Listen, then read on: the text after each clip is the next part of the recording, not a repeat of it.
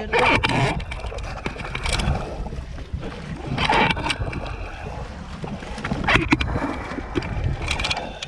Ay!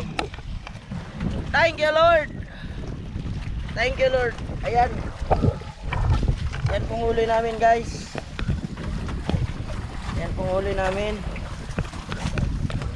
Yan. Meron kami dorado. At saka itong isa. Pandawan. Meron kami pandawan. Ayun. Meron kami pundahan. Meron kami mga bilugon. At higit sa lahat, meron kaming malasog, guys. Maliit lang siya. Sobra 5 kilo lang to. Pero ayos lang. Malasugin pa rin. Salamat tayo sa ating Panginoong Diyos dahil tapos na ang Pasko, pero binigyan pa rin niya tayo para pang New Year. So, ganun kabait si Lord. Binigyan niya tayo ngayon na para pang New Year. Ayun, maganda yung panahon. Kagabi, napakalakas ng alon. Laki ng alon. Malakas yung hangin.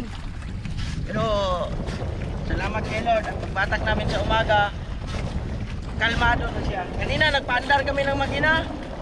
Tapos tumigil din sa pagandar ng makina dahil request ni Boss God.